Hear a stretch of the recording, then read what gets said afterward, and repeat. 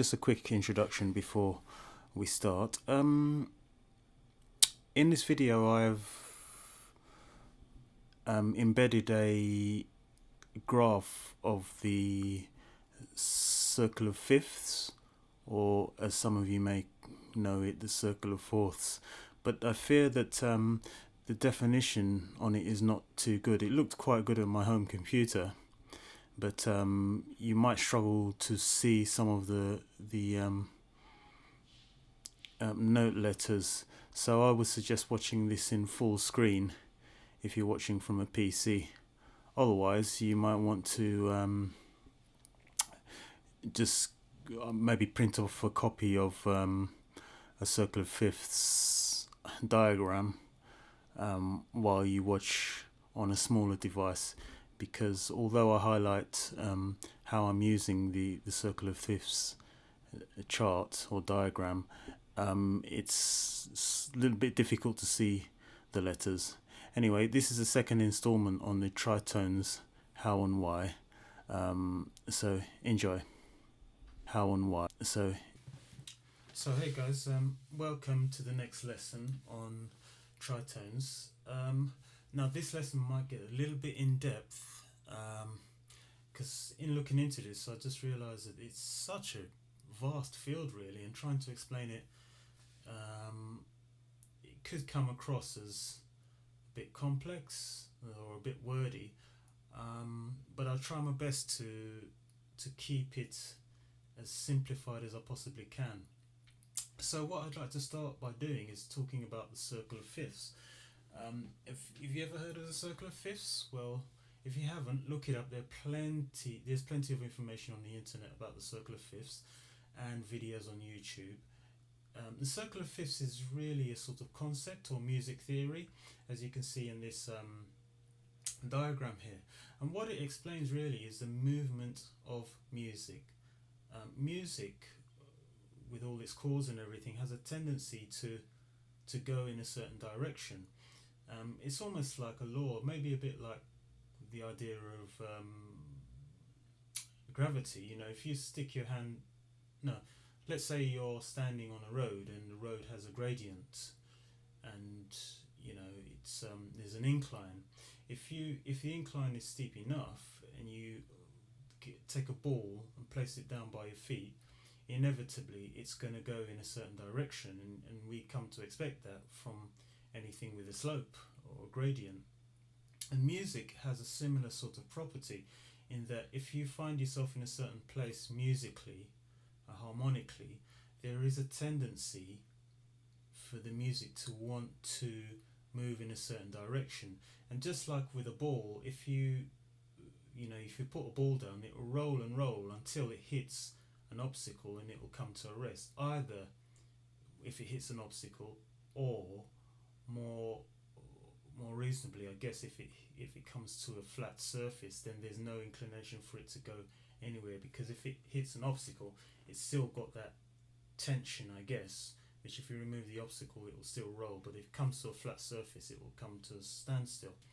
Now music sort of functions in this kind of way, and I'm not sure whether it's a relative concept or not, but it's something I've learned and sort of can even demonstrate. Because let's say I was playing Somewhere Over the Rainbow,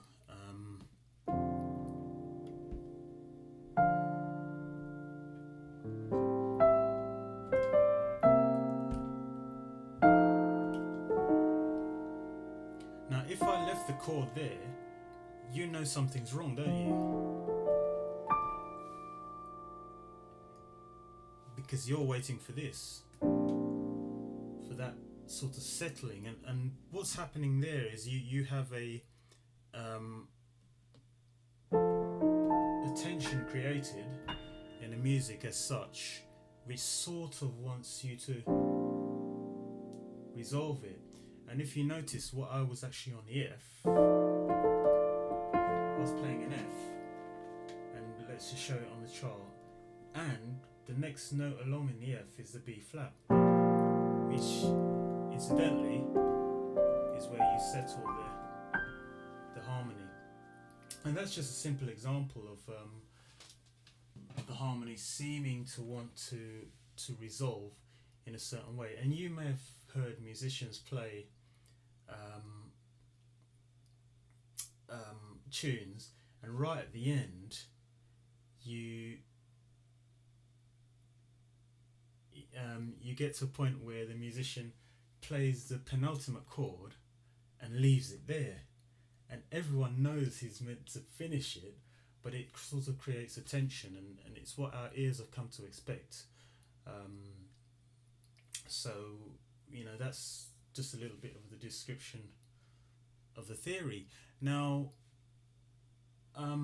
the great thing about the circle of fifths is it can show you, if you for instance know how to play a song, it can show you quite clearly how this law operates within the song. Because take Somewhere Over the Rainbow, let's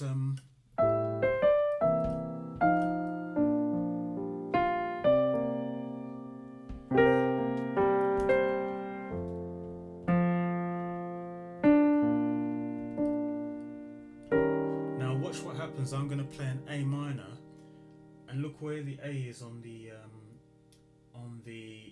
chart. What comes next? D. Look, I'm playing the D. What comes next on the chart? And look, I'm playing a G. And what comes next on the chart? What comes next on the chart? So that whole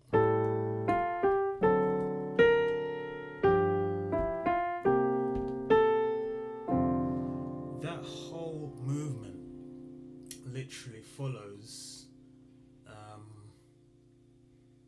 it follows the chart. It's not following the chart. The chart is just describing the movement of the music. So you might be asking, well, what on earth does this have to do with tritones?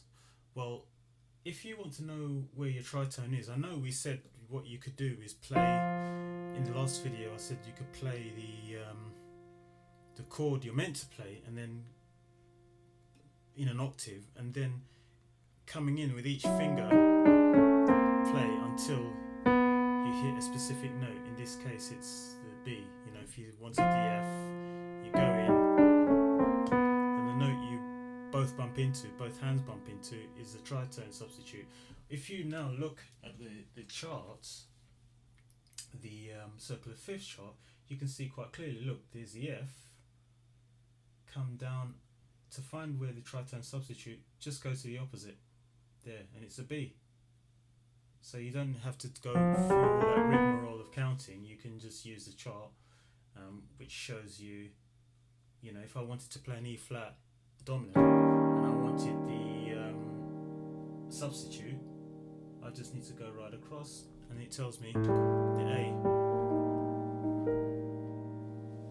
is its equivalent substitute, the tritone substitute. So that's how you use the chart to find actually find the tritone substitute. Now the thing about the circle of fifths, it in itself could be several lessons. There's so much information in there, but I just wanted to show you how useful it is, really for composition purposes and helping you understand how the music moves. And we will come back to the chart when I'm demonstrating how the tritone functions. Now, what I want to cover, three areas here, three things that are happening between the chords and the melody when you do a tritone substitution. First of all, I want to deal with melody, then I want to talk about chord movement, and then I want to talk about notes that the original dominant chord and the tritone substitute have in common, because there are notes that they have in common, and all this put together sort of helps us to understand, you know, what's going on in the music and why things become interesting when you do a tritone substitution. Sorry, I just want to make sure that I've got enough battery power on all of my devices while recording. Okay, so first of all, let's look at what's happening with the melody note. So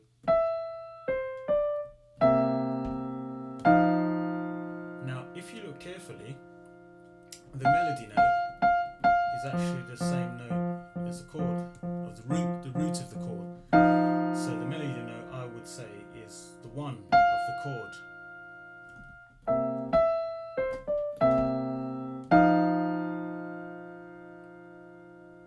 But when you make a tritone substitute, something different happens. You get... Now, the melody note is no longer the 1 note. This is the 1 note. So now, when you make a tritone substitute, the melody is no longer the same note relative to the chord. This note relative to the chord is the 1. Sorry. But in the tritone substitute, it's a totally different note. And when you're playing music, the melody always has a relationship with the chord. So it's not just a case of the melody is dictating how the song feels and, you know, how it moves you emotionally. What's actually happening is there's a relationship between the notes you're playing and the chords, which all of it together makes a harmony. So this is very different from this, as you can hear. So when you put that together, it creates a different feeling, because you've got this chord, but you've got a really odd note. I mean, if I were to work out which note this is, you have your chord 1, 2, 3, 4, 5. It's between the 4th and the 5th. So it's actually, you could call it a flattened 5th, but actually what it would be called is a sharp 4. And in when we're talking about the note value or the note position in jazz, when you talk about a sharp 4, you actually call it sharp 11th. It's the same thing. Like the second in jazz is called the 9th. The third, if you extend it up an octave, is a 10th. So it's a 9, 10. That's 11th, which is a 4th normally. The 5th. Oh God, what's the 5th? Oh, the 5th remains the 5th. Anyway, I'm getting off point here. 1, 2, 3, 4. Sharpened 4 is actually sharpened 11th. So whereas your melody was 1, now, so already you have something strange going on. Your melody note in the relationship to the chord has become a sharpened 11, which makes the melody note very interesting, in a different way, even though, you know, it still fits the melody, still fits the tune nicely. And this happens so much in jazz. There's so many tritone substitutions. I'm only dealing with the one for the dominant. There are more that you can do, but as I said, I want to keep this lesson simple. Now, the second point I want to talk about is the chord movement. So if we go back to the circle of fifths, in the original treatment of the tune, at this point I play a C7. If you look on the circle of fifths, C's at the top, then the next one's the F, going left, and then if you go left again, what's the next chord, or the next root? It's a B flat. So basically you're going C, F, B flat. And the F is a dominant, so we're doing a tritone substitution for it. Interestingly, if you now apply the tritone substitute, and remember how we find the tritone? Well, you're meant to play the F, but you're actually going to play the B. So the opposite side of the F is a B. So if you were just to pretend and flip the F with the B round the other way, you would have C, followed by B flat, followed by B. So did you see that chord movement? You just had C, B natural, followed by B. C, B natural, B flat. Sorry about my confused notation. I'm trying to multitask here. So C chord, B chord, B flat chord. So if you notice, it's a nice chromatic movement. So instead of playing going around the circle of fifths, which technically speaking is a fifth movement, go back a fifth to the F and go back a fifth to the B flat. You could call it upper fourth as well. They're called circle of fifths and fourths, depending on which direction you're moving in. So the difference is, with the original way I was playing, you are jumping around quite a bit, which isn't a problem because it still sounds great. But now with the tritone substitution, you have this wonderfully smooth movement. And that's another reason why it sounds appealing. So first of all, you have the changed melody note from the 1 to the sharp 11, but also you have this really nice chromatic movement of the bass note. And that's why it sounds so authentic as well, because you've got a beautiful pattern, really smooth, airtight, basically moving down to your major chord. The final thing I want to talk about, hopefully I've got enough. Sorry, I have to keep checking I've got battery power because I'm running several different gadgets here. Okay, so the final thing I want to talk about is how comes when you substitute this chord, which is completely different, it still sounds authentic. Well, there is a reason for this. If we take a look at the F chord,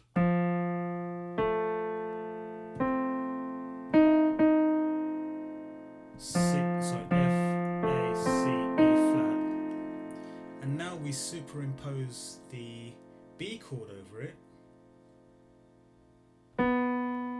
Oh, maybe this isn't a good idea. Let's take the F up here, and then I play the B chord, B, E flat, F sharp, A. If you were to look carefully, two of those notes that appear in the F also appear in the B flat, in the B chord.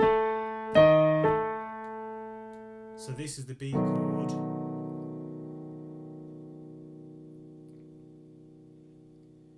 and if I was to superimpose an F over this, let's remove the 1 and 5 of the B and just hold the 3 and 7, and now I superimpose the F. If I just put the 1 and 5 of the F there, it's the same, basically they have the same. Okay guys, sorry about all the confusion. Basically what happened, well, my landlord came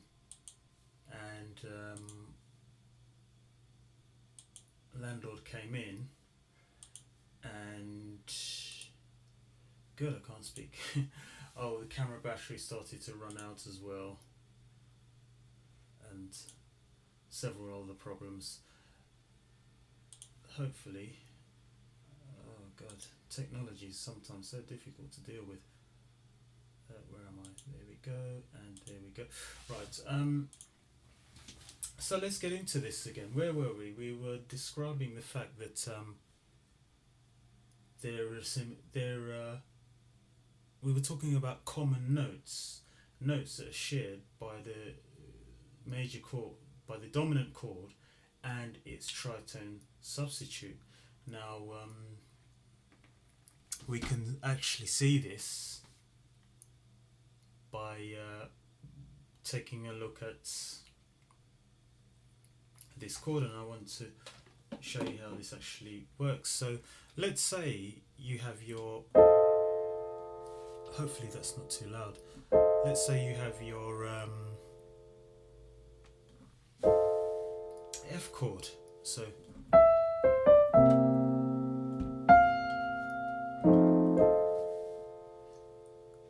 and then you have your B chord. Now those chords sound very different, don't they?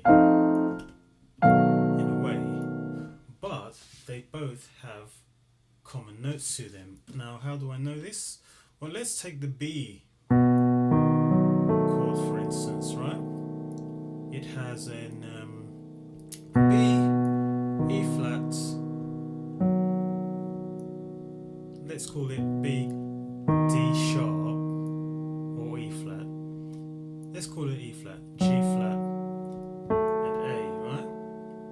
Now the other chord has an F, an A, a C, and an E flat. So they have these two notes in common.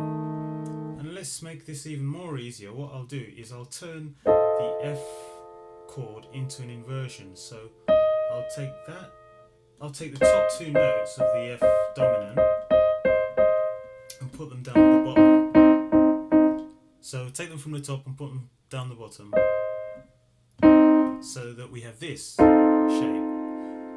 Now in my left hand I'll do the B chord, which is a tritone substitute, and we'll compare them.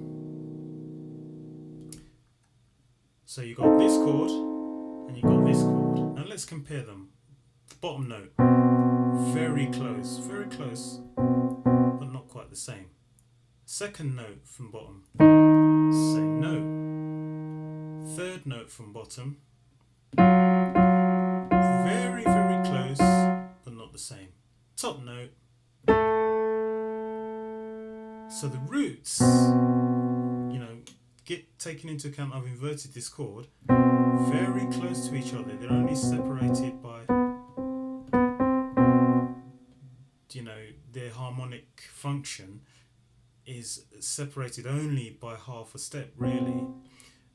Then the second note from the bottom, exactly the same note. Third note from the bottom, which in the B chord is the F sharp, but in the F dominant, it's very close. Again, harmonically, they're only separated by half a note. Then the top note is the same note. These two chords are very close, and funnily enough, if you play them together, it makes quite a nice sound, doesn't it?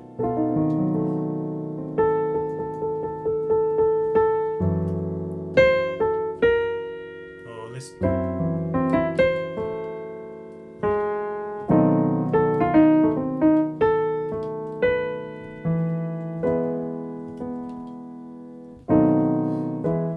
Isn't that funny? You can actually play them both together and they sound really nice. That was a complete accident. Anyway, be getting off point. The main point is they share two notes. Now these two notes are not just any old notes. If you look carefully, in the B, let's start with the dominant chord, the original dominant chord. So you've got 1, 3, 5 and 7. When you invert it, you've got 5, 7, 1 and 3. The notes that share the same spot on both chords are the 3 and the 7. 1, 3, 5, 7, 5, 7, 1, 3. But if you've noticed, they've flipped they flipped. Oh, how would I put it? They flipped positions. They flipped numerical positions, because in the F7 chord, the A is a 3, 1, 3, but in the B chord, it's 1, 3, 5, 7, and in the F7 chord, the E flat is 1, 3, 5, 7, and in the B chord, it's 1, 3. So what they're doing, they're the same notes, but they've actually just swapped positions inside the chord, but they are the same notes. And what this does is it creates a very interesting situation, because let's say I was going to play the Over the Rainbow without playing the roots. So I would normally be doing this.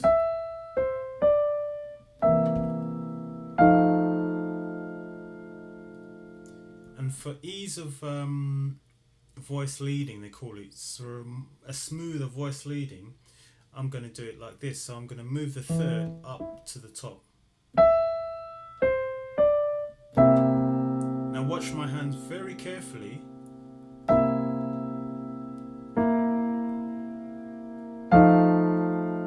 See what my top two fingers are doing on the left hand?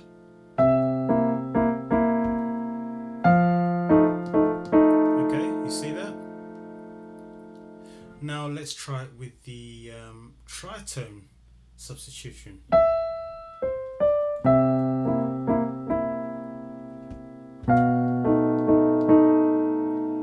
Have you seen that?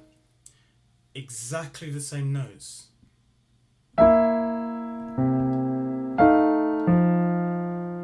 That's with the normal F dominant. Now let's do this again. C dominant, F dominant. So there you see the action. If you take away the roots, you get this movement in the left hand. Put the roots in, and interestingly enough, if you do it with the substitution, if you substitute the F chord for the B, you get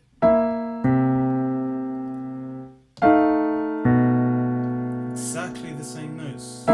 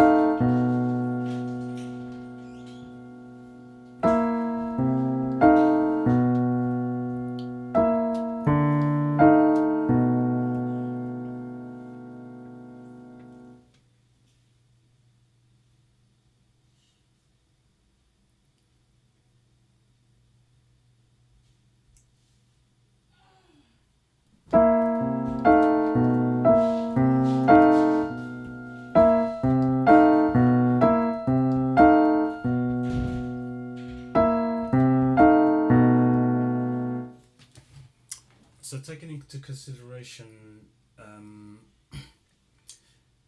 the fact that these two notes are exactly the same, this will show you why, as I said in the earlier parts of the video, even though going from the C dominant to the F dominant in a way is very different from going from the C to the B dominant, they actually have so much in common. And that's why you're not disrupting the harmony, because the 7 and 3 notes, which are very important harmonically, go with either the F or with the B dominant. And that's why you get such a nice sound when you put the chords together, because they share so many of the same notes.